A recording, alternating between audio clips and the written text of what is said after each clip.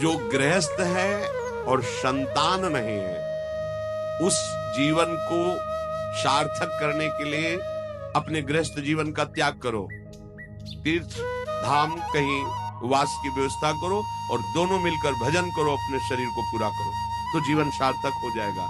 अगर गृहस्थ है, संतान है, पढ़ाओ लिखाओ, उसको उसी योग्य करो जैसे तुम्हारे माता पिता ने किया है, तो तुम उस ऋण से मुक्त हो जाओगे। और फिर भी भजन करो, भजन ही तुम्हें भगवान की प्राप्ति कराएगा। राधा वल्लभ श्री हरिवंश सद्गुरुदेव श्री प्रेमानंद जी महाराज के दिव्य अमृत वाणी को ध्यान पूर्वक श्रवण करें और इस चैनल को सब्सक्राइब कर ले ताकि सद्गुरुदेव की अमृत वाणी आपको हमेशा मिलते रहे। राधा नाम सदैव जपते रहे। श्री हरिवंश। राधे राधे। दूसरा, जो अपने धर्म से भ्रष्ट हो चुका है उसका जीवन व्यर्थ है। आपका एक धर्म है, सबसे पहला धर्म है मनुष्य धर्म। मनुष्य का क्या कर्तव्य है? अपने प्राणों का भी बलिदान देकर दूसरे की रक्षा करना, और यहां अपने मन को सुख पहुंचाने के लिए दूसरे की हत्या कर देना। कैसा राक्षसी भाव वृत्तियों में आ गया। देखो, अगर कोई माता बहन एकांत मिल जाए तो बस राक्षस जैसे टूट पड़ते हैं, ऐसे स्वभाव, मार दो, जला दो, काट दो। बड़ी दुर्गति होगी, देख लेना, यहां भी होगी। छुपा के भी कर लो, तब कर्म प्रकाशित होगा। जब तुम अपराध नहीं करोगे, अपराध नहीं करोगे, तब वो अपराध तुम्हें फंसाएगा और जीवन भर रुलाएगा। मरने के बाद नर्क मिलेगा। नर्क माने बड़ी जेल है, वो बड़ी जेल, ये छोटी जेल है। जैसे बड़े अपराधियों को बड़ी जेलों में भेजा जाता है, तो विश्व ब्रह्मांड की सबसे बड़ी जेल और वहां के सबसे बड़े जेलर यमराज, वहां दंड मिलता है। आप ऐसा ना सोचिए कि ये सब गप है।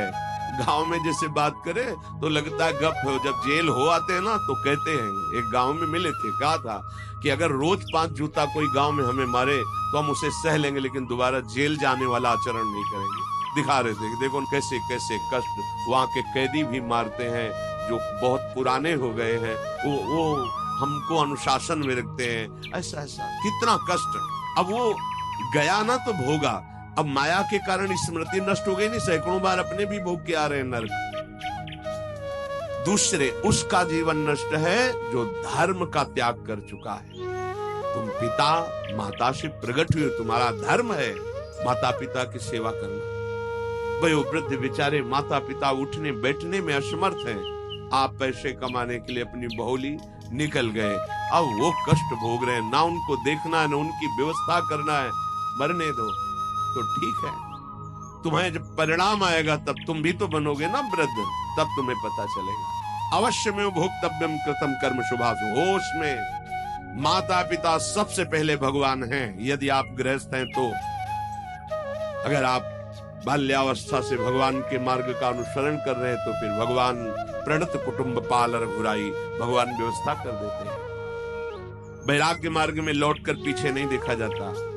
हमारे भगवान के अवतार माने महाप्रभु चैतन्य देव, नौ युति विष्णु प्रिया जी माता सची छोड़ के चल दिए। आद्य गुरु भगवान शंकराचार्य भगवान के अवतार माँ केवल छोड़ के चल दिया। भगवान के मार्ग में यदि ऐसे चले तो भगवान संभाल लेते हो। परम पद मिलता है 21 पीढ़ियों को।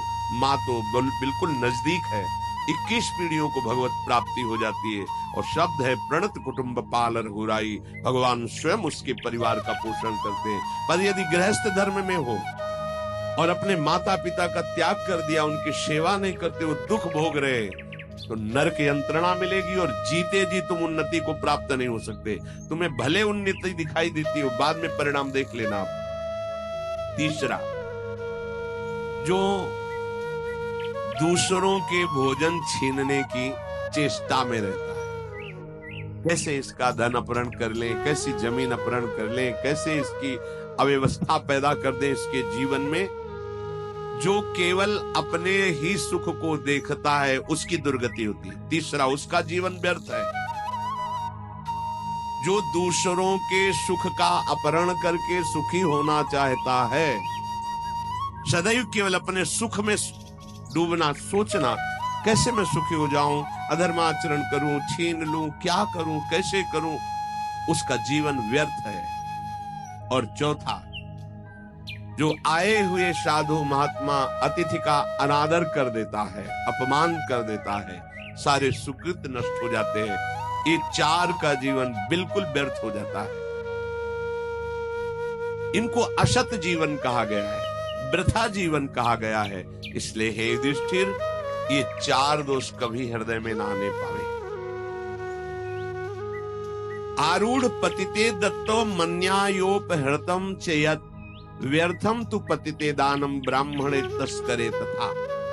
बहुत ध्यान देने योग्य बात।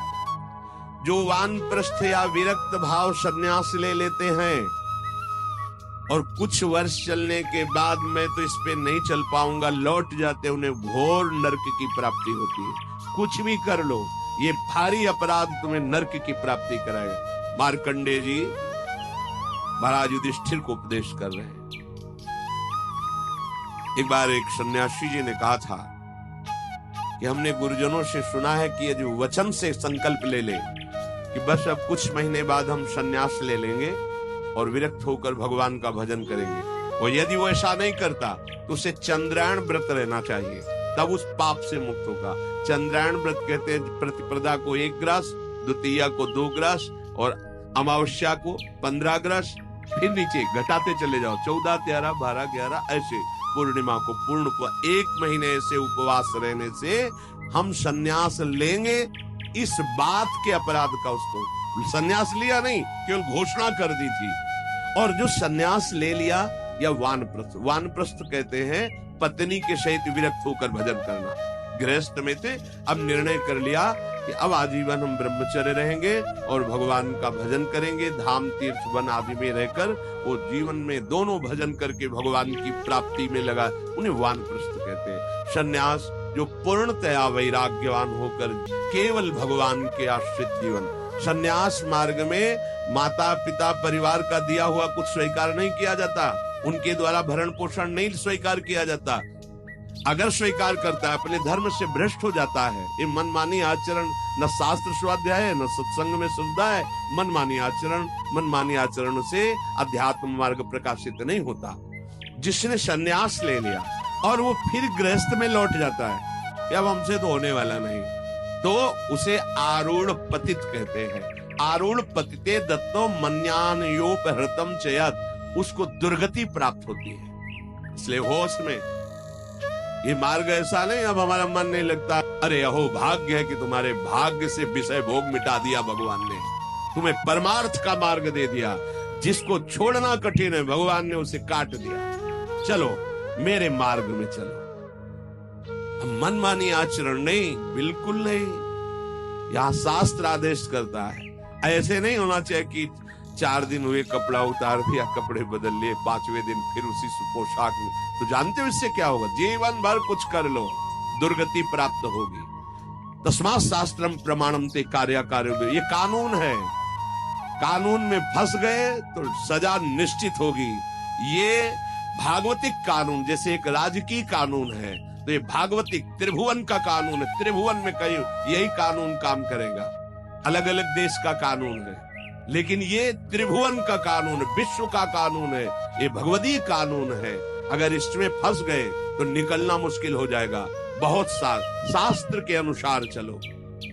तो जो वानप्रस्थ या सन्यास लेकर के पुनः गृहस्थ धर्म से युक्त हो जाता है, उसकी दुर्गति निश्चित हो जाती है। आप तुम वो कर ही नहीं पाओगे। जैसे कहते हैं अब मंत्र ले लिया, अब क्या जाने की जरूरत है। मंत्र प्रकाशित ही नहीं होगा, जप ही नहीं पाओगे। लिख के देख लो, ये शब्द लिख लो, मंत्र नहीं प्रकाशित होगा, जप ही नहीं पाओगे। खिलवाड़ है परमार्थ चलना। एक एक अक्षर में अगर त्रुटि हो जाती है तो छाती जलेगी। कैसे गलती कैसे होगी? एक अक्षर भी अगर शास्त्र सम्मत इष्ट प्रेरित है, हृदय शीतल रहेगा, परमार्थ प्रकाशित रहेगा। ये मार्ग है। अब कौन शास्त्र स्वाध्याय करता है? कहाँ में सत्य चर्चा सुनने को मिलती है? भगवत कृपा है जो सुनने को मिल रही। इसको हृदय में धारण करो। जो जीवन हमें भगवान ने दिया है, ये निंदनीय जीवन नहीं है। ये रोने वाला जीवन नहीं कि हाय हमें दूल्हा नहीं मिला, दुल्हन नहीं मिली, हाँ संसार के भोग नहीं मिले, परिवार बड़ी कृपा हुई, जिस दलदल से हम नहीं निकल सकते थे, नहीं निकल पाए अनंत जन्मों से, आज हमारी लाडली ने फूल जैसा मुझे अलग कर दिया। ये गृह कारज नाना जंजाला, ते अति दुर्गम शैल विशाला, ये शर्म आवत अति कठिनाई, राम कृपा बिनु आए न जाई। भगवान ने तुम पर कृपा की, तुम्हें नाचना चाहिए कि रोना चाहिए?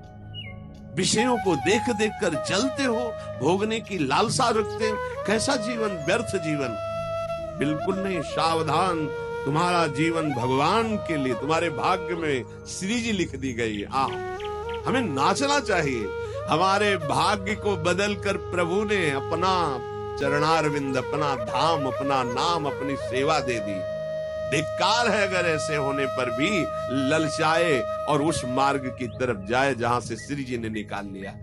तो जो वानप्रस्थ या संन्यास धर्म स्वीकार करके पुनः गृहस्थ धर्म का आश्रय ले लेता है, उसकी नारकी गति होती, दुर्गति होती है। और जो पापाचरण करके, अन्याय से, अधर्म से छीन झपट करके धन, और सोचता है उसमें कुछ दान कर देंगे। जैसे किसी ने प्रश्न किया था ब्लैक और व्हाइट, कि अब हम तो ब्लैक और व्हाइट का मतलब काला और सफेद समझते हैं, तो काला धन का मतलब होता होगा अधर्माचरण या जो राजकीय विभाग से पास ना हो, उसे ही काला धन कहते होंगे। तो काला धन काला ही रहता है, कोई व्हाइट नहीं कर सकता उसे।